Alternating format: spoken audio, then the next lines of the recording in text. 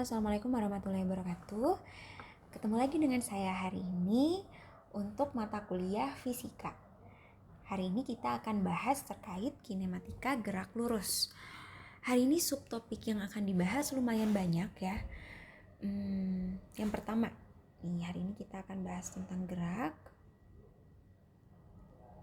Yang kedua, tentang perpindahan dan jarak. Oh ya, di gerak ini nanti kita akan belajar gimana sih suatu benda dikatakan bergerak, terhadap apa sih suatu benda ini bisa dikatakan bergerak. Nanti kita akan pelajari lebih lanjut. Lalu kita akan berbicara tentang perpindahan dan jarak, terus kecepatan rata-rata dan kelajuan rata-rata.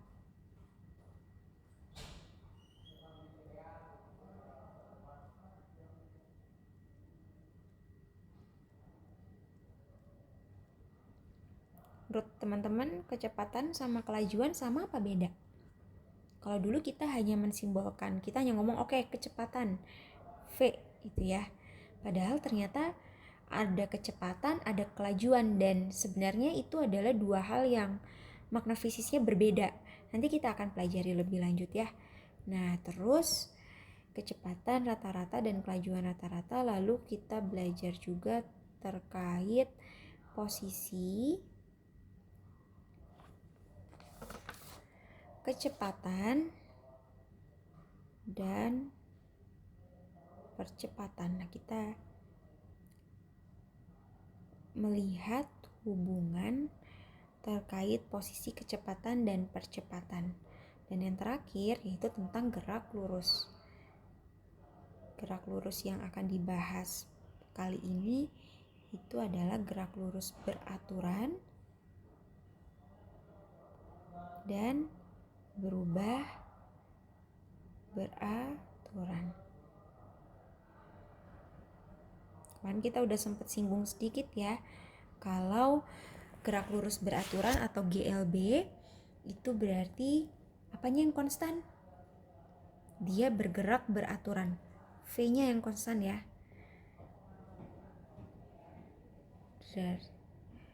Nah, hebat banget nih kalau misalnya kita bisa mengaplikasikan gerak lurus beraturan saat kita berkendara.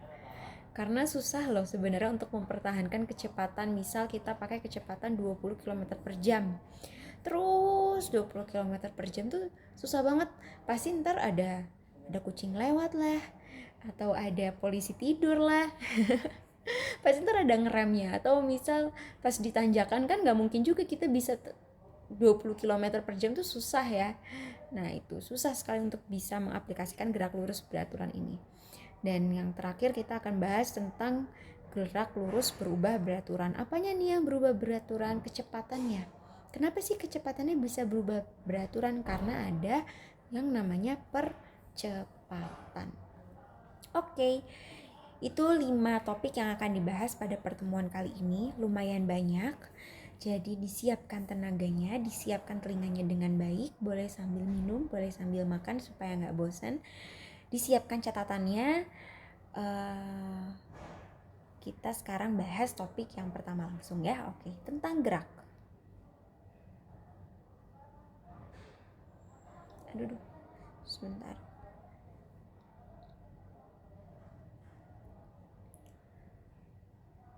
Oke, bicara tentang gerak.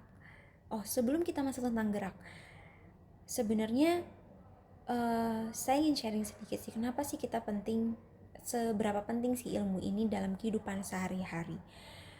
Sebenarnya salah satu tujuan ilmu fisika itu adalah untuk mempelajari gerak-gerak objek-objek atau benda-benda yang ada di sekitarnya. Kita ingin tahu nih seberapa cepat sih objek itu bergerak, seberapa cepat sih benda itu bergerak, seberapa jauh sih benda itu bisa bergerak dalam jangka waktu tertentu. Nah, kita tuh ingin tahu hal-hal tersebut. Sebenarnya hal-hal tersebut tuh gak hanya diaplikasikan dalam bidang otomotif aja.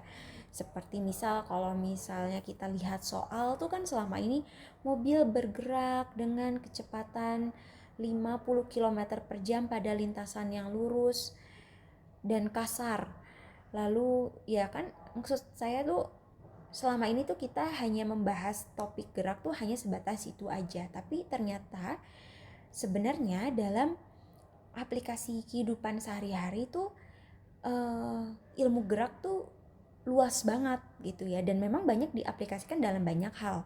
Contohnya ini, salah satunya adalah ahli geologi menggunakan aspek fisika tentang gerak ini untuk mengukur gerak lempeng tektonik dan memperkirakan terjadinya gempa. Selain itu, juga fisikawan medis membutuhkan aspek fisika ini untuk memetakan aliran darah dalam tubuh pasien ketika mendiagnosis pembuluh darah yang sedang ditutup sebagian. Ternyata sepenting itu loh ilmu gerak tuh, ternyata nggak hanya sebatas kita naik mobil terus berhenti terus ngerem mendadak aja gitu. Enggak ya, jadi ternyata ilmu ini tuh memang luas, karena yang sudah saya singgung sebelumnya pertama kali kalau memang fisika itu ilmu tentang alam. Jadi nggak hanya dipetak-petakan dalam suatu hal tertentu aja, tapi memang seluas itu gitu ya. Begitupun dengan ilmu gerak ini. Oke, gitu ya terkait introduction tentang ilmu gerak. Sekarang kita masuk ke geraknya sendiri. Oke. Gerak sebenarnya apakah semua objek yang ada di sekitar kita ini bergerak atau tidak? Pertanyaannya itu. Belum tentu, Bu. Bergerak, Bu. Mana bergerak, orang dia diam aja kok gitu. Gimana tuh jawabnya? Atau ada pertanyaan lain. Bumi itu bergerak apa enggak? Bergerak ya, bumi itu berotasi. Selain berotasi, dia juga berevolusi ya. Bener ya? Dan ternyata gak hanya bumi aja, tapi semua yang ada di dalamnya itu pun juga ikut bergerak. Bahkan mungkin sesuatu yang sepertinya diam, itu sebenarnya dia bergerak gitu ya. Nah, sebenarnya bagaimana sih suatu objek atau benda diklasifikasikan sebagai objek yang bergerak atau benda yang bergerak? Nah, mungkin analogi gampangnya gini. Teman-teman di sini pernah ya naik bis ya, atau mungkin naik kereta, atau mungkin naik pesawat ya. Misal teman-teman di sini naik bis ya, naik bis dari terminal. Nah, ketika bis yang sedang teman-teman tumpangi mulai berangkat, orang-orang yang berada di terminal akan melihat bahwa teman-teman bergerak meninggalkan mereka. Betul ya? Tetapi mungkin orang-orang yang duduk di sekitar adik-adik di dalam bis mengatakan bahwa kamu gak lagi bergerak tuh, orang kamu lagi duduk diem di sebelahku. Nah, jadi gimana nih? Ini kan kasus yang terjadi bersamaan, tapi dua persepsi yang berbeda. Sebenarnya kita bergerak atau enggak sih? Nah, jawabannya gimana tuh? Jawabannya kita sedang melakukan keduanya. Kenapa gitu? Kenapa kok bisa gitu, Bu? Orang lain tuh menyebut kalian bergerak atau tidak bergerak itu bergantung pada apa yang mereka bandingkan, gitu. Jadi mereka melihat dan membandingkan teman-teman pada kedudukan teman-teman gitu. Nah, jadi orang-orang yang ada di terminal membandingkan kedudukannya teman-teman dengan terminal. Karena kedudukannya teman-teman ini semakin jauh dari terminal, maka teman-teman dianggap bergerak meninggalkan mereka. Paham ya? Nah, sedangkan orang-orang yang duduk di sekitar teman-teman di dalam bis membandingkan kedudukan teman-teman terhadap mereka sendiri, terhadap bis, terhadap yang ada pada dalam bis. Nah, karena kedudukan terhadap bis tidak berubah, maka mereka menyebutmu diam dan tidak bergerak. Oke, gitu ya. Nah, berdasarkan hal tersebut, jadi kita bisa mengatakan suatu benda itu bergerak. Nah nih,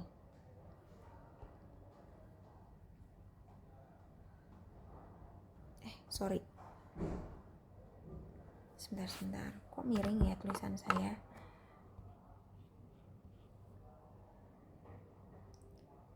Sebentar.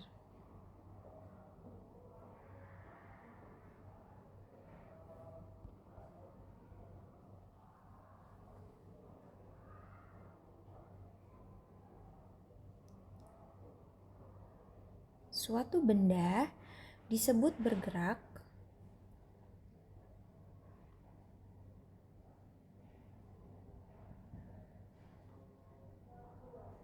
bila posisi atau kedudukannya tadi yang sudah saya bilang berubah dibandingkan dengan sesuatu yang dianggap diam.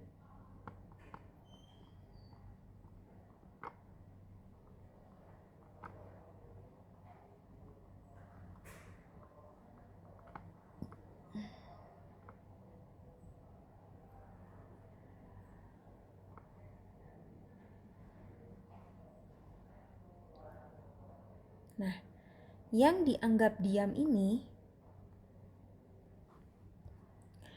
sesuatu yang dianggap diam ini yang digunakan sebagai pembanding, dan itulah yang disebut dengan titik acuan.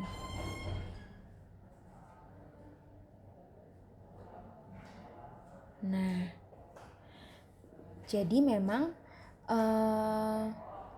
suatu benda bisa dikatakan bergerak itu berdasarkan titik acuannya masing-masing. Dan memang semua gerak itu didefinisikan relatif terhadap titik acuan tertentu. Jadi tergantung titik acuannya. Kalau misalnya titik acuannya terhadap terminal dan kebetulan pada saat itu bisnya sedang sedang berjalan meninggalkan terminal, si bisnya bisa dikatakan bergerak. Tapi mungkin orang-orang yang ada di dalamnya tidak dikatakan bergerak apabila titik acuannya itu adalah dari bis itu sendiri. Gitu. Sampai sini paham ya? Jadi memang suatu benda dikatakan bergerak bergantung pada titik acuannya, dan memang itu relatif ya. Gitu. Nah, titik acuan sendiri selain untuk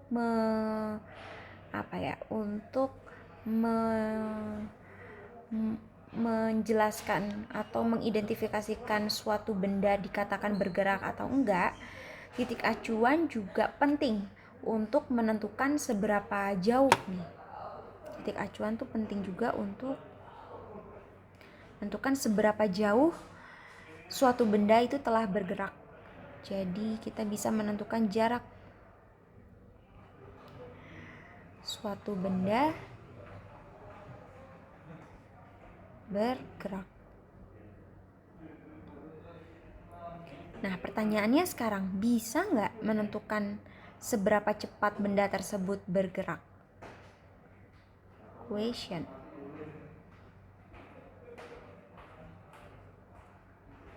Bisa nggak menentukan V-nya? Enggak ya, karena memang kecepatan itu nggak hanya dipengaruhi oleh jaraknya aja, tapi juga menentukan kecepatan itu juga ditentukan oleh waktu. Jadi memang bergantung pada waktu juga gitu. Gak hanya ditentukan oleh perubahan posisi, tapi juga terkait dengan waktu yang dibutuhkan untuk berpindah dari posisi satu ke posisi yang lainnya. Jadi V itu bergantung juga sama T ya. Jadi ada yang ingat gak rumusnya V itu apa sih? V sama dengan S per T ya. Jadi memang kaitannya sama waktu. Oke, sampai sini jelas ya tentang gerak? Paham ya? Oke. Nah, jadi suatu benda dikatakan bergerak itu relatif terhadap titik acuannya. Itu ya menjadi inti. Nah, sekarang kita bahas topik yang kedua, yaitu tentang perpindahan dan jarak.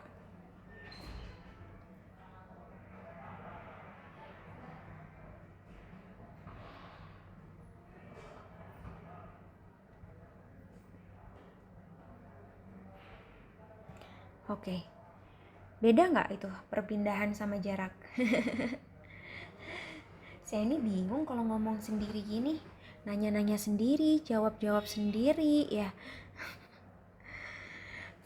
Apa ya? Ya nggak apa-apa, nanti kan nanti kita ketemu kan ya di kelas. Kalau ketemu di kelas mungkin nanti kita bisa review-review sedikit, jadi saya nggak berasa ngomong sendiri gitu. Oke, tentang jarak dan perpindahan. Ini dua hal yang berbeda ya. Nah, misal nih, sekarang saya mau gambar mobil deh. Ya, misalnya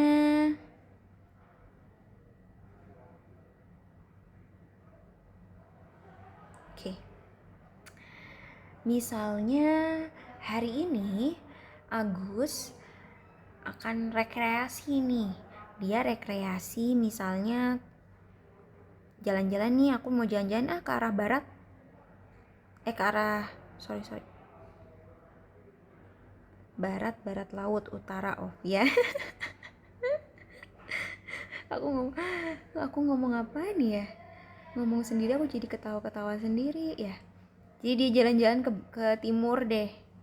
Ke rumah neneknya, ada di daerah timur. Oke, dia jalan-jalan ke timur. Ke rumah nenek. First stop nih di sini.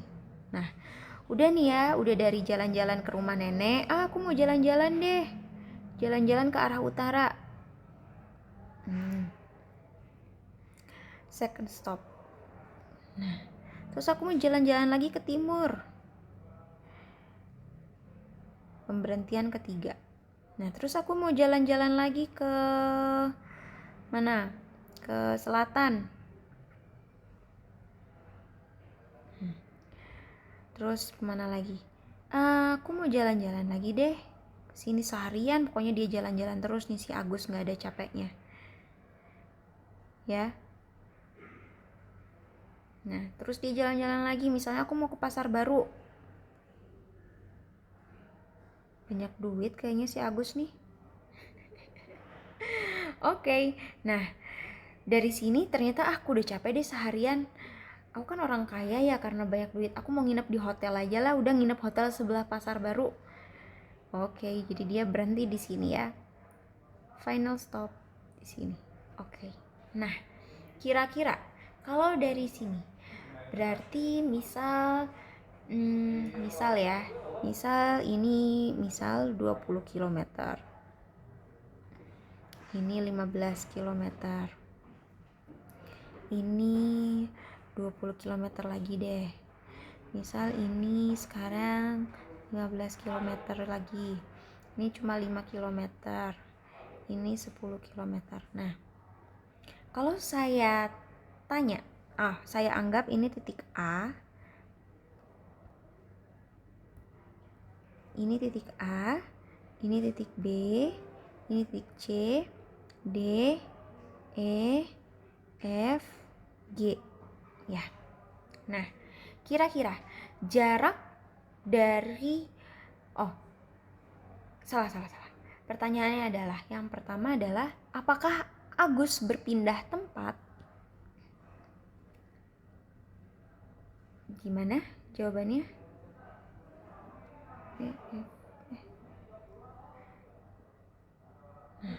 Apakah Agus berpindah tempat? Berpindah posisi? Nah, jawabannya adalah ya. Agus berpindah posisi.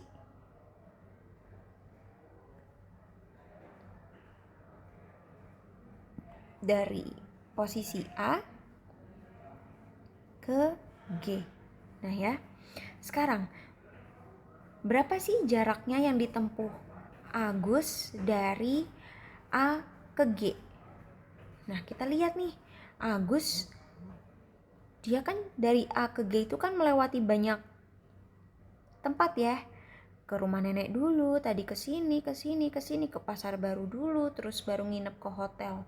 Nah, kira-kira berapa tuh jarak totalnya Agus selama perjalanan? Tinggal kita jumlahin ya. Dari A ke B berapa jarak?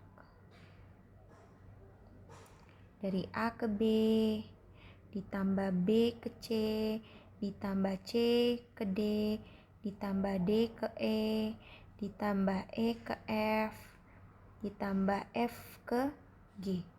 Ya, tinggal dijumlahin semuanya berapa. Jadi berapa? Nah, dari dua hal ini apa sih yang bisa disimpulkan? Oke, saya nanya sendiri, jawab sendiri lagi. Jadi, kalau jarak itu adalah sebentar. Jarak itu adalah panjang lintasan yang ditempuh. Nah,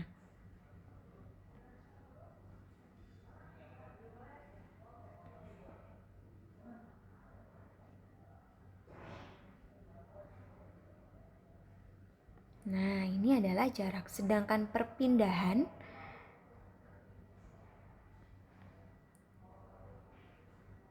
itu melibatkan perubahan posisi.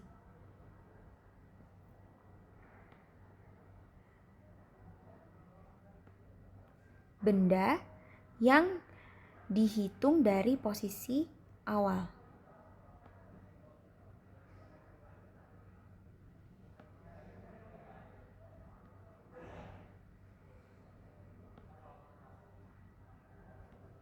Jadi kalau kita lihat dari sini kan Agus tuh hanya berpindah posisi dari A ke G, dan ternyata perubahan posisi ini kalau kita lihat, nah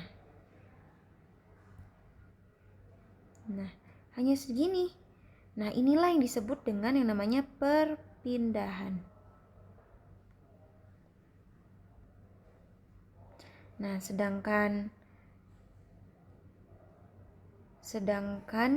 jarak itu adalah panjang lintasan yang ditempuh dari posisi awal ke posisi akhir.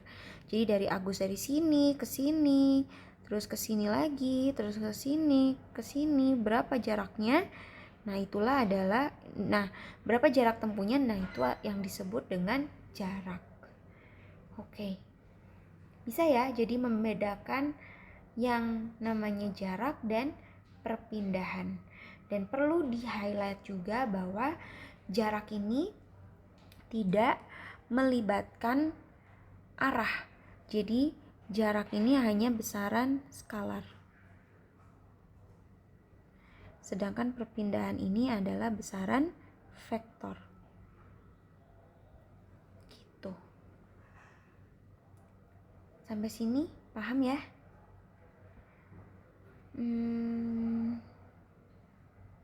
Sebentar.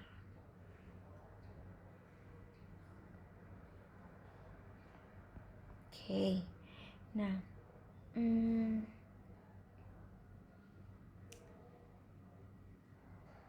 jadi misalkan contoh lagi nih, contoh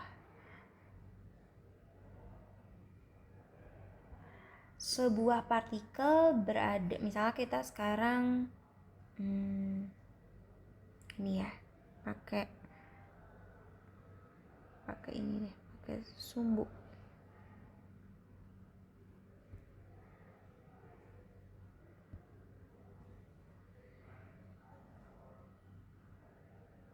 Nol, 1, 2, 3, 4, 5. Minus 1, minus 2, minus 3, minus 4, minus 5. Ya, anggaplah sama ya. Nah, misalkan sebuah partikel berada pada X. Dia di sini. Ada partikel di sini. Warna biru.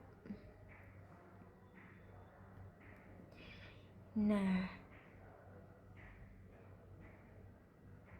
anggaplah titik 0 ini adalah titik asalnya. Titik asal atau titik acuan. Jadi, kita bisa bilang bahwa si partikel ini berada sejauh 5 meter di arah positif dari titik asal, ya. Oke, betul ya. Nah, seandainya si partikel biru ini dia ada terletak di negatif 5, ya, otomatis lokasi partikel tersebut akan sama jauhnya dari titik asal, tetapi arahnya berlawanan. Oke? Paham ya? Jadi, memang apabila dikaitkan dengan posisi, itu tidak hanya memiliki nilai saja, tapi dia punya arah. Ya, itu yang saya ingin highlight di sini. Jadi, lokasi nilainya sama jauhnya, tapi arahnya berlawanan. Gitu.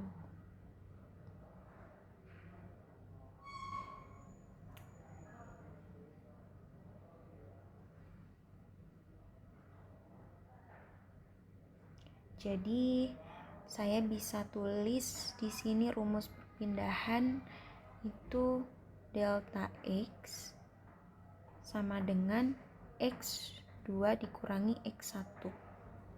Ya. Itu perubahan posisi. Jadi delta itu kan menunjukkan perubahan kuantitas atau besaran dan berarti nilai akhir maksudnya nilai akhir dikurangi dengan nilai awalnya. Gitu. Sampai sini paham ya?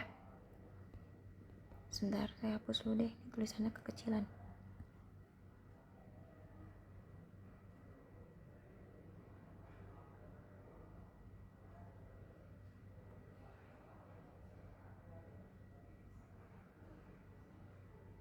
Oke.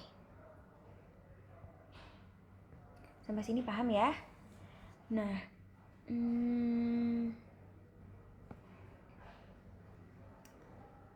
oke, contoh lagi ya. Misal nih, misal ada benda bergerak dari posisi 5 meter ke 12 meter. Ya.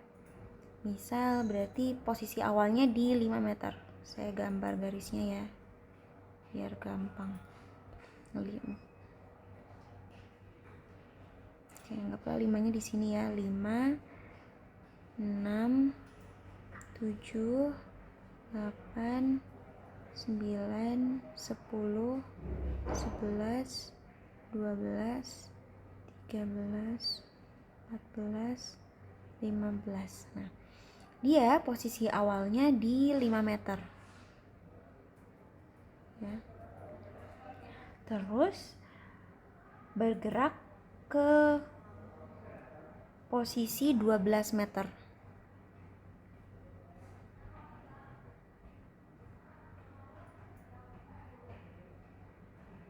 Nah, di sini. Berarti kalau berdasarkan rumus tadi perpindahan tadi, kita bisa menentukan bahwa delta x-nya adalah 12 posisi akhir dikurangi dengan nilai awalnya ya. 12 dikurangi 5. Berarti berapa? 7 meter. Ya, ini dalam meter ya. Meter. Nah, ini sebenarnya maksud fisiknya apa sih? Jadi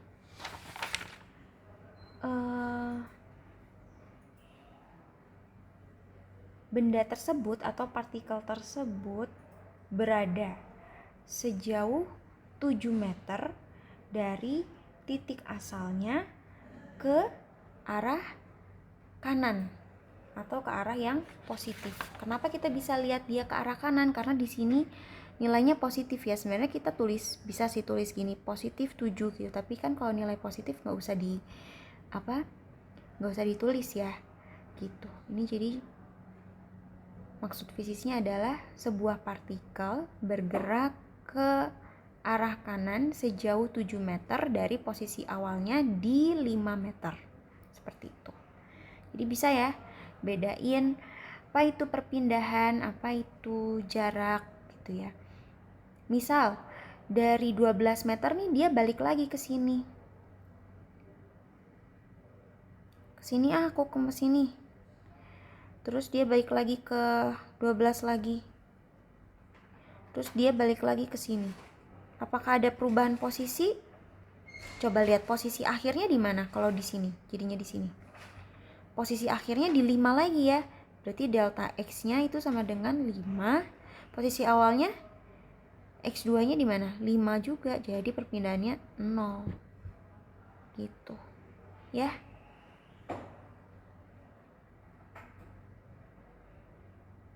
Jadi di sini yang mau saya highlight lagi adalah, jadi perpindahan itu adalah salah satu contoh dari besaran vektor ya, yang dimana besaran vektor itu nggak hanya punya nilai aja, nggak hanya dia punya nilai absolut aja atau magnitudo, tapi juga dia punya arah.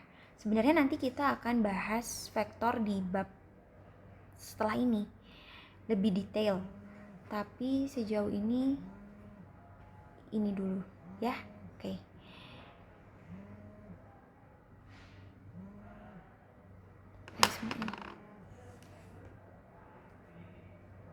Iya Pak.